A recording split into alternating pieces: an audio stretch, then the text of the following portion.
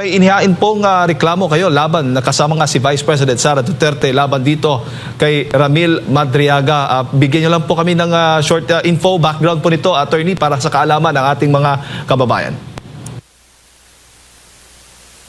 Itong perjury complaint na final ni Vice President Sara Duterte laban kay Ramil Madriaga, ito ay nanggagaling dun sa affidavit ni Ramil Madriaga na in-execute niya noong November 29, 2025 at ipinakalat noong December 2025. Ang sinasabi ni Ramil Madriaga dito ay basically sinasabi niya na bagman daw siya ni Vice President Sara Duterte at nagdi-deliver daw siya di umano ng kung ano-anong mga vehicles, mga sasakyan na merong mga malalaking pera para sa kung sino-sinong personalidad. Tapos sinabi niya rin dito sa affidavit para patunayan yung credibility niya na naging miyembro siya ng PSG, meron siyang formal assignment sa PSG at naging tao siya ni Pangulong Duterte. Tao din daw siya ni VP Sara mula pa nung mayor siya sa Davao City. Tapos siya din daw ang nagbuo ng Vice Presidential Protection and Security Group na noon ay binuo para protektahan si VP Sara at iba pa. Opo. So malinaw, attorney, na walang koneksyon o itong si Vice President Sara Duterte sa taong itong si Ramil Madriaga. Yes, pinapatunayan ng complaint affidavit ni Vice President Sara na kailanman ay hindi naging empleyado o kahit anumang koneksyon nito dun sa mga opisina ni VP Sara mula sa Davao City Mayor's Office or local government, sa Office of the Vice President, sa Department of Education, pati na rin sa VP SPG at pati na rin sa PSG dahil sinabi niyang miyembro siya ng PSG sa panahon ni Pangulong Duterte. So hindi sila magkakilala. Hindi kilalang personal ni VP Sara si Ramil Madriaga. Wala silang personal o professional na relationship. So, imposible yung pinaparatang ni Ramil Madriaga sa kanya na inutusan daw siya na mag-deliver ng cash, na including confidential funds daw. At hindi rin totoo na binuo niya yung grupong Isip Pilipinas, yung Inday Sara. Sabi niya, Inday Sara is my President Pilipinas. Hindi rin po totoo yan. Opo. Attorney, sa pananaw po ninyo, paano po ito nakaka-apekto itong mga aligasyon ni Ramil Madriaga sa reputasyon po ng Vice Presidente? Hindi naman yun ang mahalaga sa pangalawang Pangulo. Dahil nga alam niya yung totoo at alam niya na ang karamihan sa Pilipino ay hindi naman naniniwala sa mga paratang ni Ramil Madriaga. Kaya nag-file si VP Sara ay dahil ginagamit ito sa impeachment na basehan para ipausad ang impeachment at yung ibang mga kongresista nga sinasabi na smoking gun ito.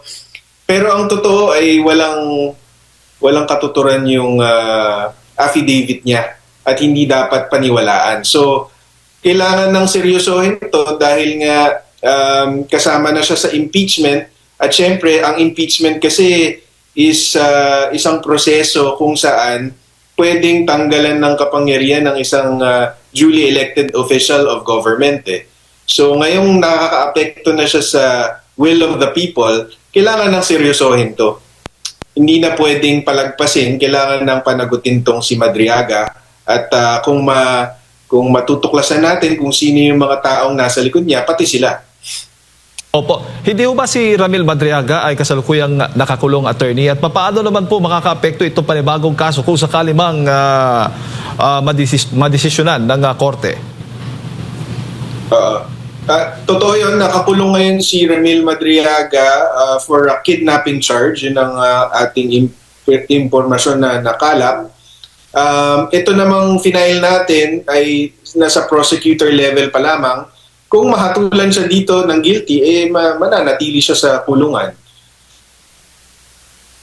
Opo, at Siyempre din, Jade, mababasag yung credibility niya. Ipapakita natin sa taong bayan na walang saysay yung pinagsasabi niya, walang katotohanan doon sa mga paratang niya laban kay VP Sara, at ma-expose din yung mga nagtutulak ng impeachment na politically motivated lang talaga dahil nagtiwala sila or nag-rely sila sa isang testimonyang walang katuturan. opo, yung kaso bang kidnapping niya, convicted na ho ba siya o kasalukuyan pang dinidinig din ang kaso po niya? Currently pending. Opo. Meron siyang naunang kidnapping for ransom conviction. Matagal na yon, kaya lang na-acquit siya sa Supreme Court noong 2003. So nakulong siya before 2003 pero napalaya siya because na-acquit siya ng Supreme Court. Tapos nung 2023 naman, inaresto siya ulit for a new kidnapping charge. Opo. Itong si Ramil Madriaga po, attorney, yung kanyang affidavit ay ginamit din nga sa impeachment. Sa tingin po ninyo ay gaano kabigat itong naging testimonya, affidavit po niya na ginagamit po ngayon dyan po sa House of Representatives? Kung hindi ako nagkakamali, isa po yan sa mga naging dahilan ata kung bakit itinuring na may substance, may formal substance itong impeachment complaints na inihain laban kay Vice President Sara Duterte dyan po sa Kamara. Mukhang ganun na nga. And kung natatandaan nyo, ang posisyon ng National Unity Party noon, I think just last week was they're not inclined to support the impeachment unless there's new evidence. So ang sinagot naman ng ibang mga kongresista, ito yung new evidence namin, si Ramil Madriaga.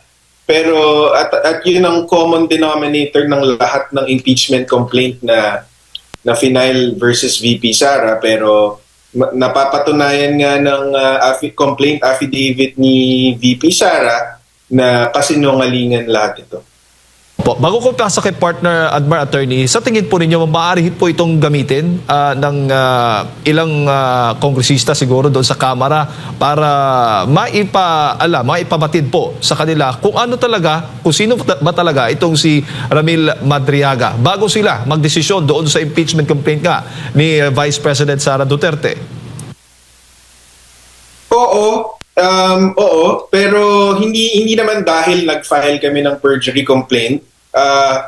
But dahil itong mga sinasabi ni VP Sara at ng mga testigo niya dito sa complaint affidavit, sasabihin din yan ni VP Sara in her defense sa impeachment. So lalabas din yan. Lalabas din yan sa impeachment mula sa kampo ni VP Sara. Attorney, magandang umaga. Si Admar po ito. May lumalabas din na report na meron daw death threat na natatanggap itong si Madriaga po kahit nasa loob po ng bilangguan. Attorney, ano pong masasabi niyo po rito? Kung may death threat sa kanya, definitely walang kinalaman. Yes, Attorney. Okay, balikan lang natin si Attorney Salvador Paulo Panelo Jr., Legal Counsel po ni Vice President Sara Duterte. Kaugnay nga po dito sa inihaing reklamong perjury po, no, laban dito kay Madriaga, partner Jade. Hello? Yes, Attorney, okay, balik tayo. Medyo nawala yung ating connection kanina. Pakiulit po yung sagot po ninyo tungkol doon sa sinasabing death daw po na natatanggap ni Madriaga po. Kung may death threat laban kay Ramil Madriaga mula sa bilangguan, definitely walang kinalaman dyan si VP Sara, and taliwas yan sa gusto mangyari ni VP Sara, kasi ang gusto ni VP Sara, ang gusto namin is sagutin niya yung reklamo namin, i-deny niya yung mga paratang namin laban sa kanya, para lalo namin siyang madiin kasi alam namin nagsisinungaling siya. So alam namin na kapag tinindigan niya yung mga sinasabi niya doon sa affidavit, lalo namin siyang mababasag. So it's out of VP Sara's interests. It's contrary to her interest na may mangyaring masama kay Ramil Madriaga dahil confident kami na si VP Sara ang nagsasabi ng totoo sa kanilang dalawa. Opo.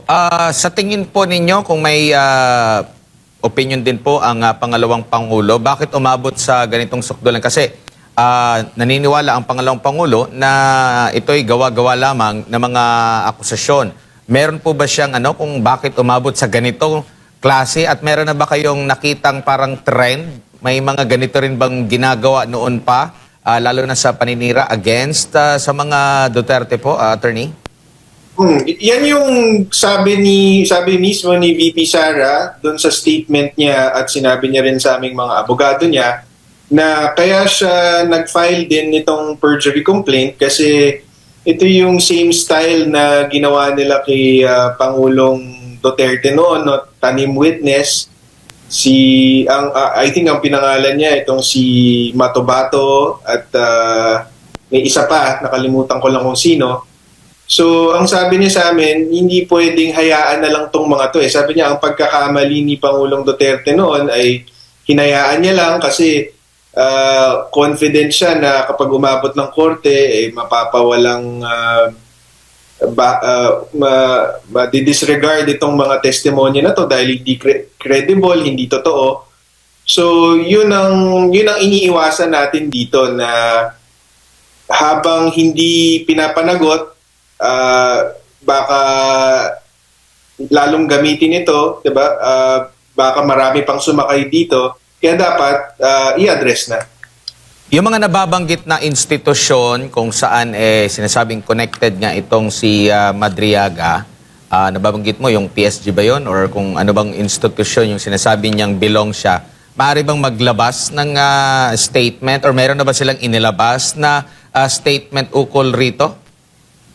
Meron tayong nakalap na mga certification mula sa PSG, Presidential Security Group, na ngayon ay Presidential Security Command na, mula sa ASPG, na dating Vice Presidential Security and Protection Group, sa Office of the Vice President, sa Secretary of sa Department of Education, pati na rin sa Davao City Government. Nakakuha tayo ng mga certification mula sa mga opisina na yon na never naging empleyado si Ramil Madriaga sa kanila at never din naging konektado in any.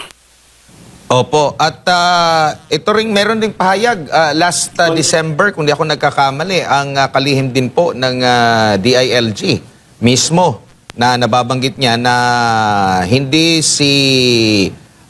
nakabisita itong si VP Sara kay Madriaga. Gagamitin din po ba yan? Nabanggit din po yan sa complaint affidavit. Although hindi naman po talaga kailangan kasi hindi po yan kasama doon sa affidavit ni Madriaga. Binanggit din po natin yan sa complaint affidavit ni VP Sara na hindi po totoo na yung sinasabi ni Attorney Palad na binisita ni VP Sara si Madriaga sa kulungan, di umano, para kausapin daw na wag ituloy yung affidavit niya. Si Secretary John Vic Remulla na mismo ang bumasag dyan, ang sinabi niya ay nakausap niya yung jail warden and based on records, hindi bumisita si VP Sara kay Ramil Madriaga.